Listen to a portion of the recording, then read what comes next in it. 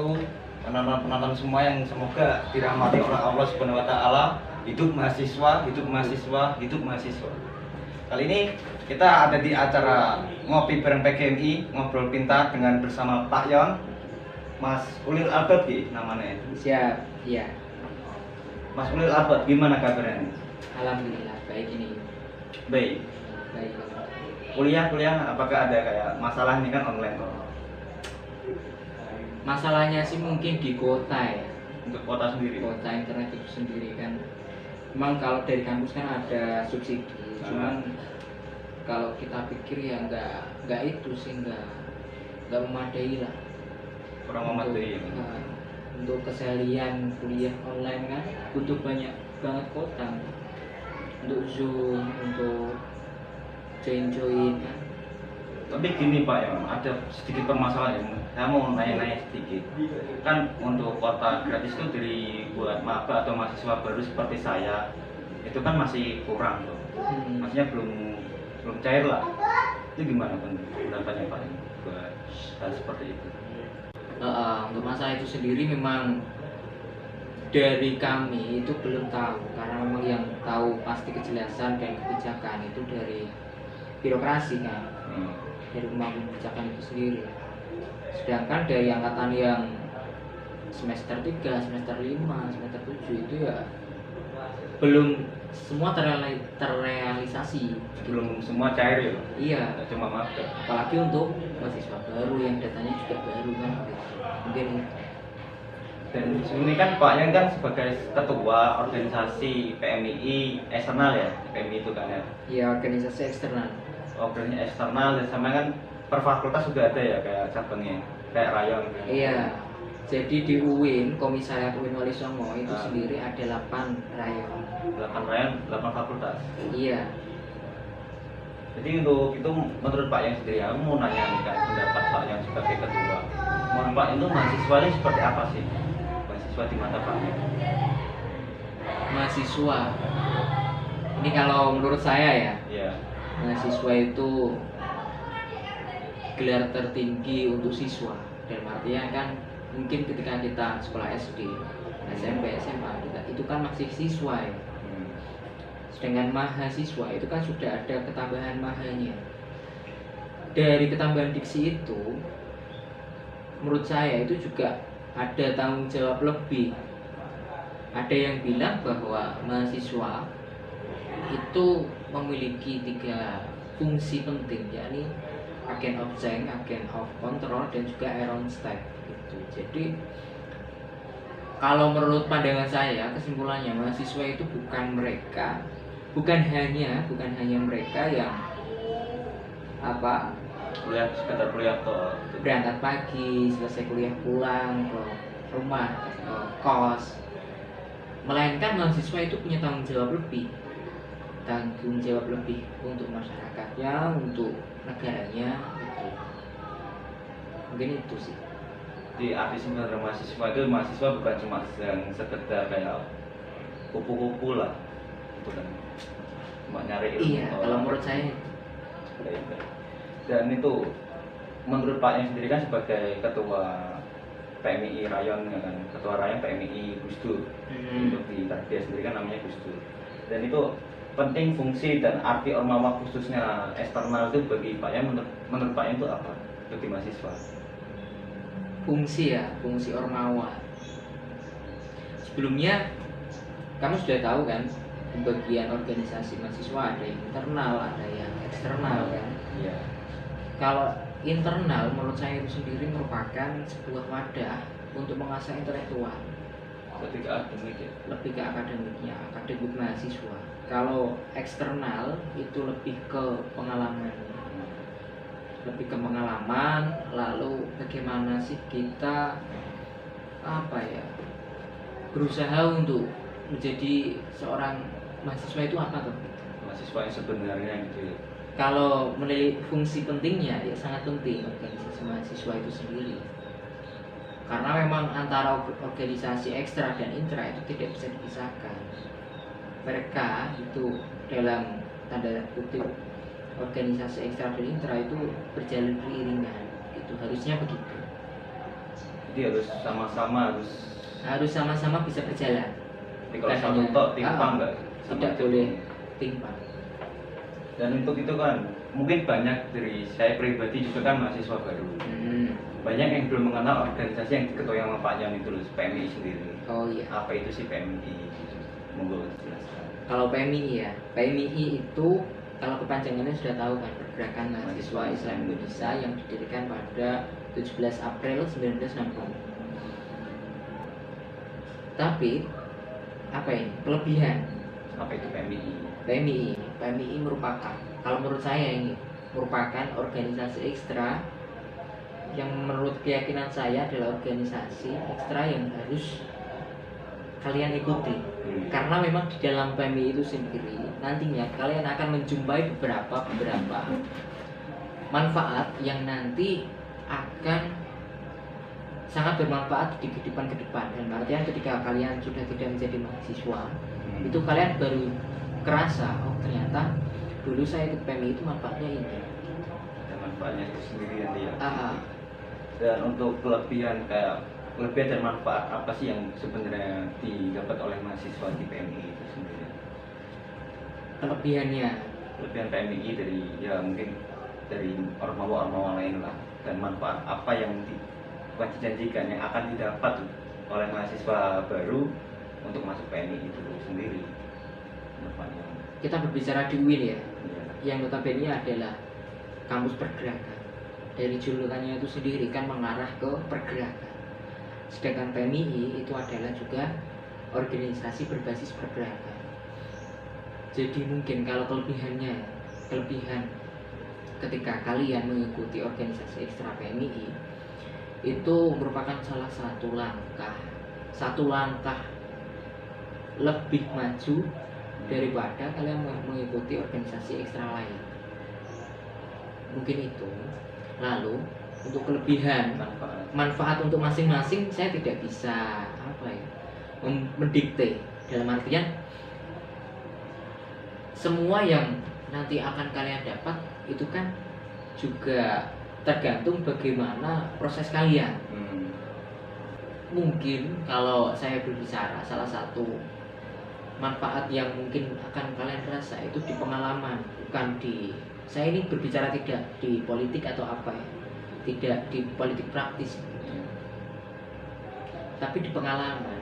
Dalam artian, oh kalian dulu ketika ikut PMI pernah seperti ini, pernah mengalami jatuh bangun. Nah itu manfaat atau pengalaman itu yang nantinya akan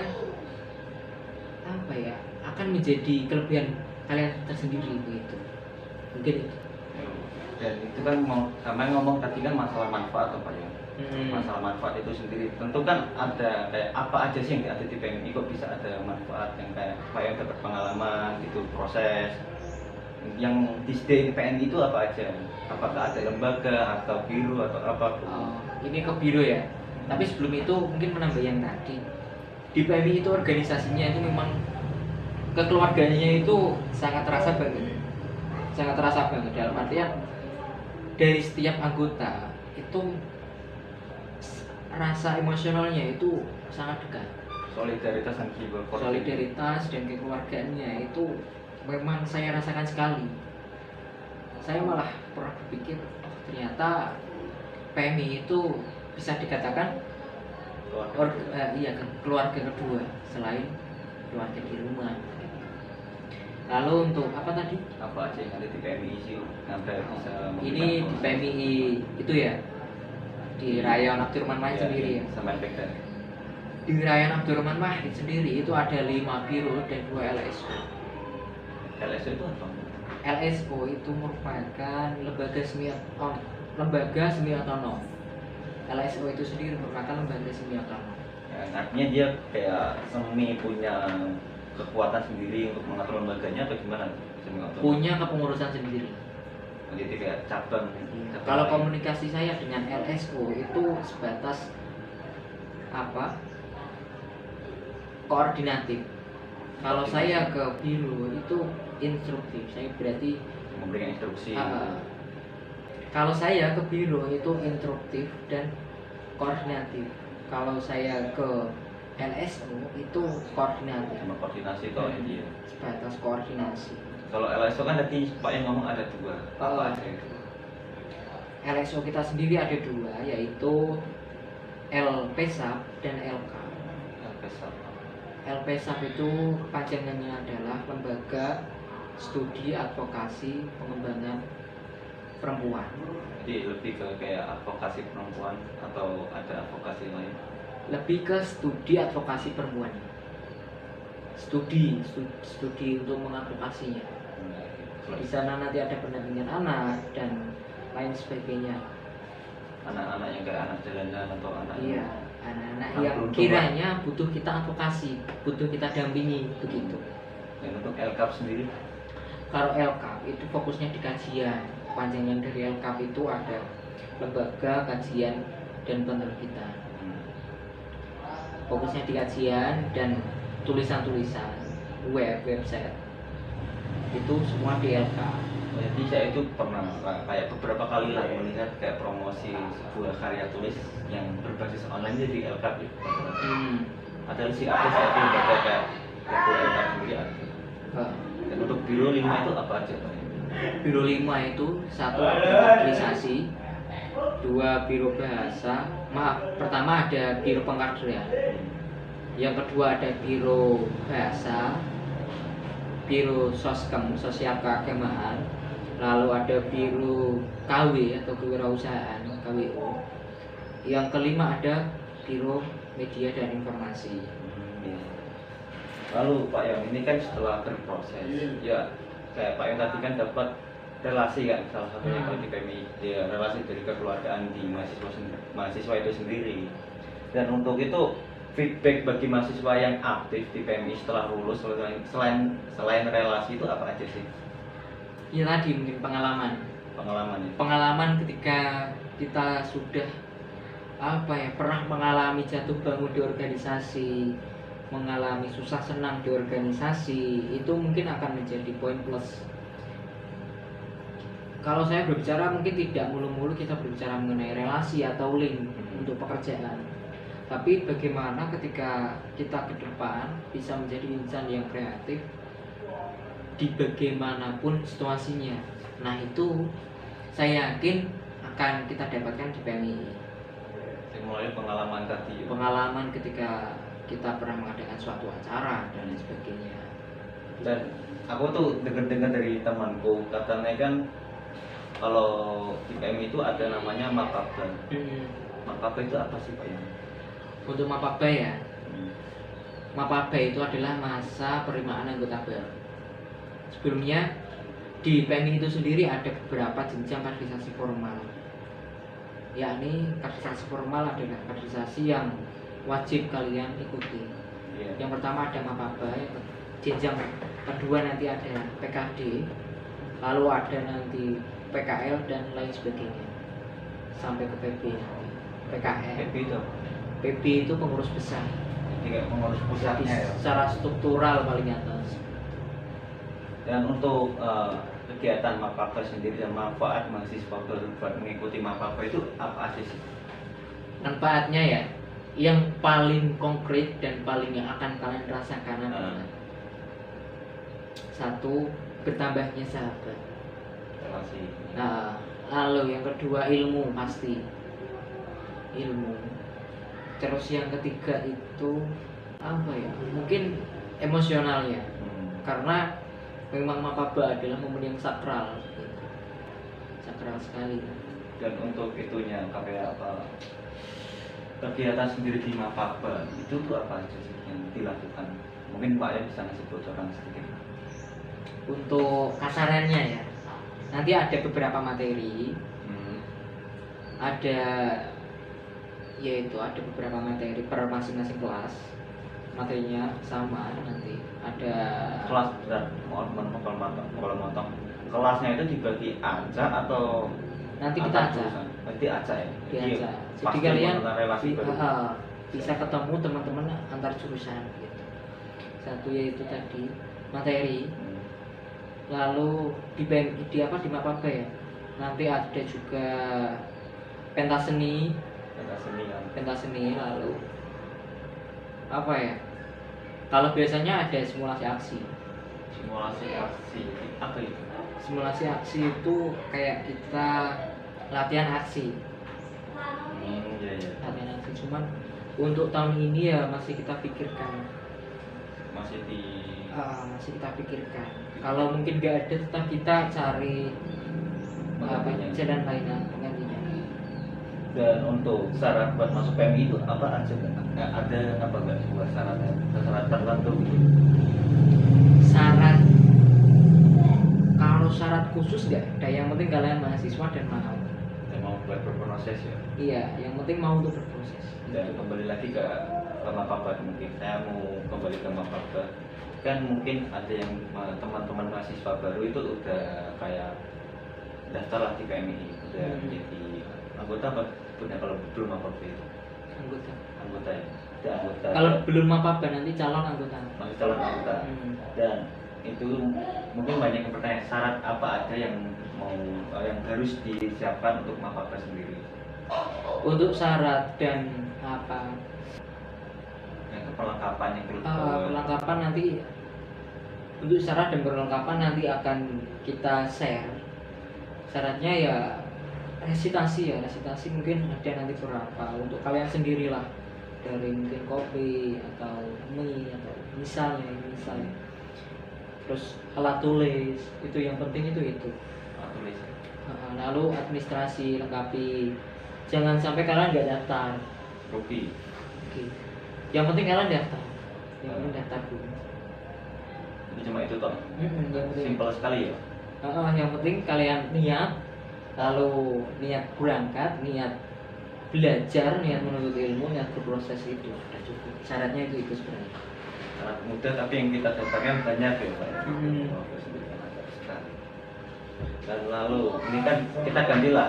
Saya kan ini bicara sama Pak Yang kan sebagai ketua Rayam. Saya ingin bicara sama Pak Yang sebagai mahasiswa lama atau mahasiswa baru. Iya. Kampus Tarbiyah ini mana Pak? Kan Kampus masih Tarbiyah. online toh. Apanya kan masih online. Jadi nggak tahu kampus gedungnya Tarbiyah itu di mana sih letaknya? Apa di kampus 1, 2 atau 3 atau 4 atau 5? Kampusnya ada berapa aja nggak tahu mahasiswa. Ini pertanyaan yang sepele, tapi mungkin dari teman-teman banyak yang nggak tahu ya.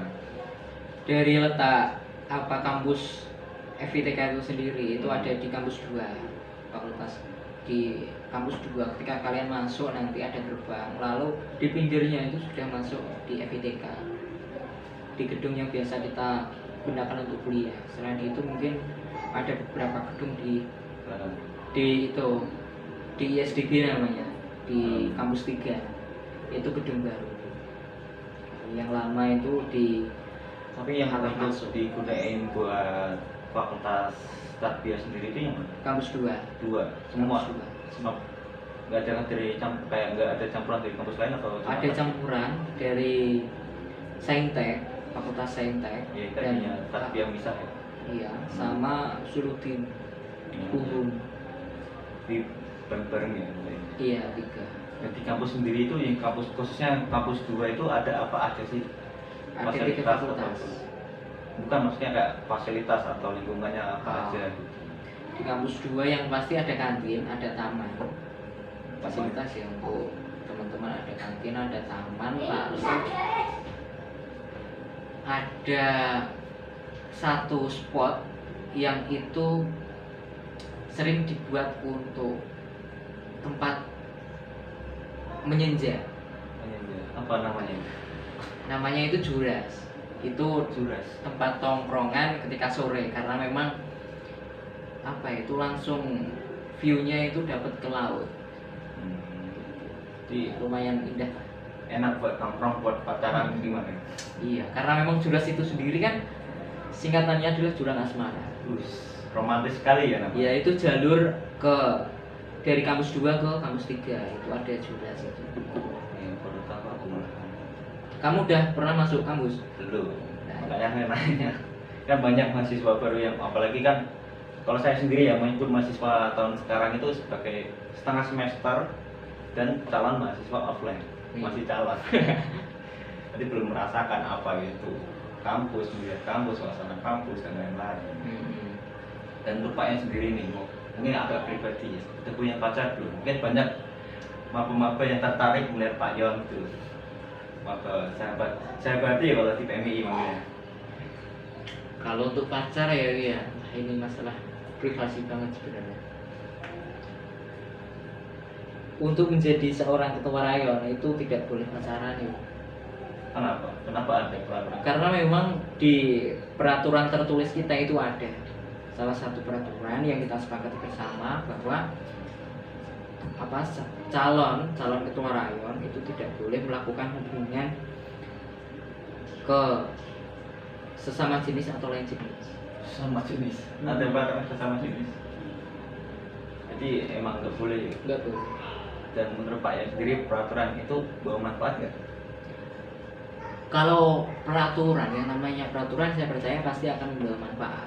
Apa manfaatnya? Yang menurut Pak yang rasakan gitu loh. Manfaatnya mungkin lebih konsentrasi dan tidak terbagi pikirannya. Fokus ke satu titik dan tidak distract dari urusan-urusan yang tidak penting atau urusan lain gitu. Iya. Sebisa mungkin kita bersikap profesional dalam suatu organisasi. Mungkin itu. Mungkin yang menjadi usaha senior dengan adanya peraturan itu salah satu untuk memompa profesionalitas. Gitu. Oke, terima kasih buat waktunya. Mungkin Pak Yan ada pesan dan kesan yang mau disampaikan sama sahabat-sahabat ya kalau di PMI yang menonton atau calon sahabat yang belum gabung gitu. Siap. Mungkin kalau pesan saya itu simple dan sedikit mungkin. Yang penting jangan lupa ikut Mapaba tanggal 25 Desember. Belen. Yang penting jangan lupa ikut Mapaba besok tanggal 25 Desember. Dan pastikan diri kalian gabung dan berproses bersama di PMI.